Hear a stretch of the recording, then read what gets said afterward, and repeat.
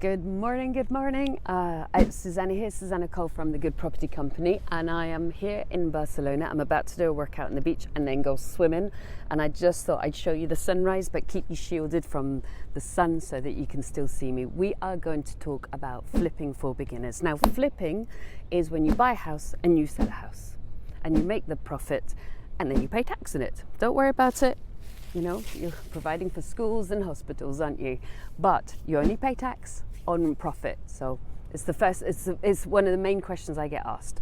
You know, what about tax? Can I avoid it? No, but you can mitigate it. So what do? You buy a house discounted, you renovate it, probably, you sell it, and then you go again.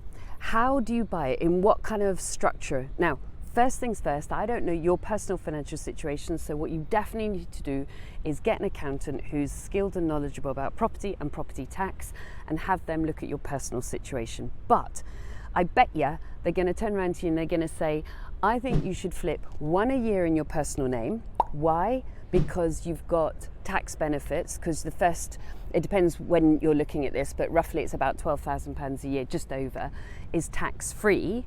And after that you start paying tax, and then they'll probably say to you, and the remainder in that one financial year, those 12 months, you should flip in a limited company, again because of the tax benefits, because the capital gains tax is a lower tax scheme.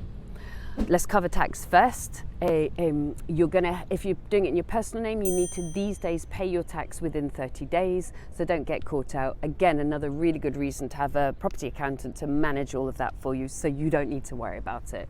I don't mind paying my tax fast because it just gets it out the way, and so I never get tempted to use the money, which is a complete rookie mistake that most of us do in the early days, is spend your tax money and then think, oh, I got to pay the tax. How do I do that?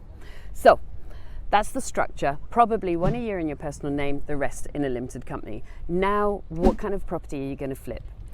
I think if it's your first time flipping, you want to flip something quite small. You want to make your mistakes. You want to cut your teeth on limited risk. Let me be quite frank. The downside to that is you're not going to make as much money. I get that, but you know what?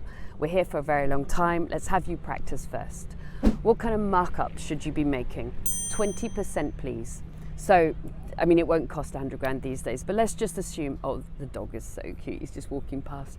Let's just assume that you've got a property that the purchase price, the renovation cost, the finance fees and the legal fees and any other costs cost 100 grand.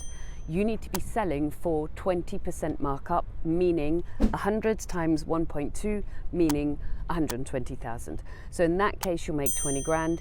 If your total cost is 200 grand, you should be making 40 grand, 20% markup. If your total cost is 300 grand, you should be making 60 grand. Total cost 400 grand, you should be making 80 grand. And total cost 500 grand, you should be making 100 grand. So you can see that along the way, doing the same amount of work, more or less, with a higher price property gives you a higher profit. But I want you to start small, start young, start early, because you just want to get those mistakes out the way. So 20% markup at all costs, and if you can only make 10%, walk away, people. The most common mistake I see people making, but there's a bit of money in it, nah, walk away. Because there's always risk to property, the economy, outside circumstances, you don't find a buyer, but also there's always risk in renovating. And of course, Murphy's Law, the one that just doesn't have the markup is the one that's going to have something wrong with the roof, and you spend like 15 grand on a complete no fun spend, and you've got rid of most of your profit because you only had a 10% markup. So 20% markup at all times. Don't be tempted. I know you are. Walk away from the deal. There's always another deal. Loads of videos for you on my YouTube channel about finding discounted deals. So I'm not going to go into that. We're just going to presume you've got a discounted deal, at least 25 to 33% discounted before refurb. So have a look at my YouTube channel. There's a brilliant playlist on sourcing discounted deals, and also really great information for you on my website, which is thegoodpropertycompany.co.uk. A whole section for you, immediately downloadable education on flipping.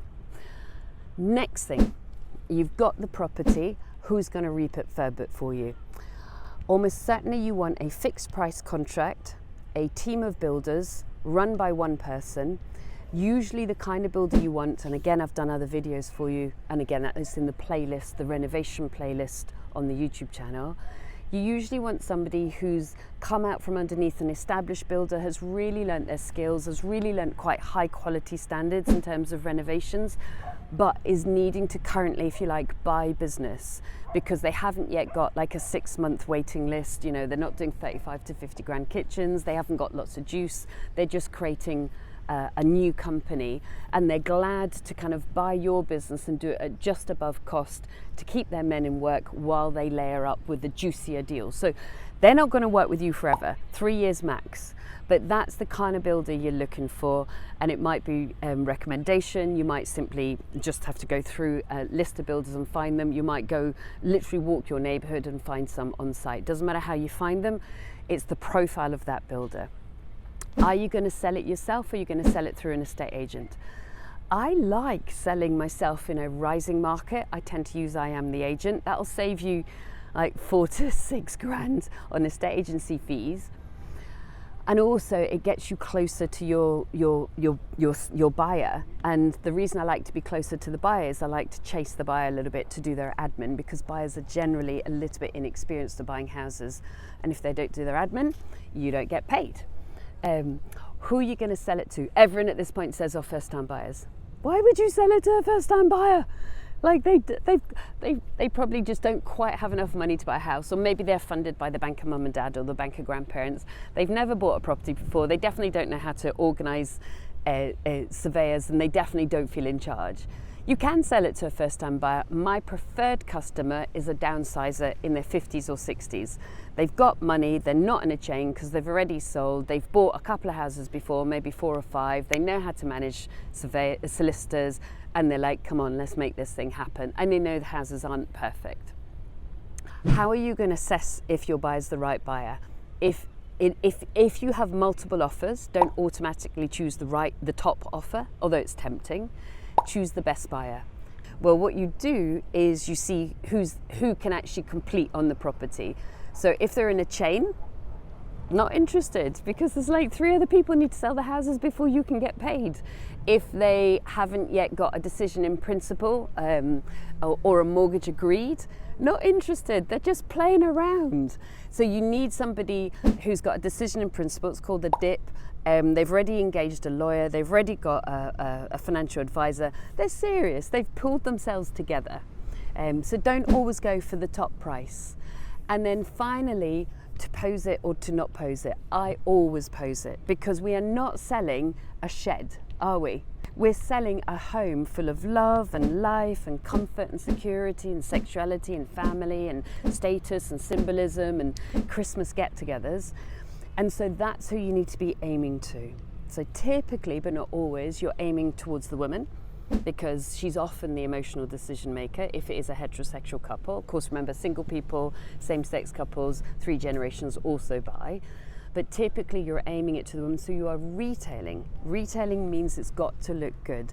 So I leave my posing kit in until they've exchanged.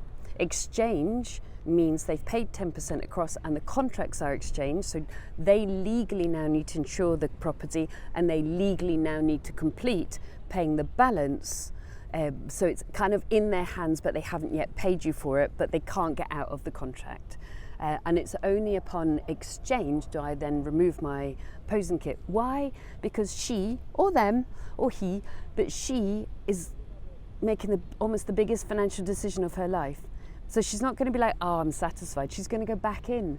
She might go back in 2 or 3 times. She might not even go back in. She might drive past and peer through the windows. And what was a beautiful, welcoming space because you had it posed up is suddenly empty and cavernous because you've taken out your posing kit. Don't risk it, people. So, is it risky doing buy to sell? A little bit. So you always need plan B, plan C, plan D, rent it single let, multi-let or serviced accommodation if it doesn't sell. Is it fun doing buy to sell, flipping? Yes. Taking old houses, making them new. Do you make a lot of money flipping? Yes, if you get it right. 20% markup, so that's 100 grand on a £500,000 property. How quickly do you get paid? Roughly 6 months from in and out, just depending on whether you've got a buyer that drops out or not.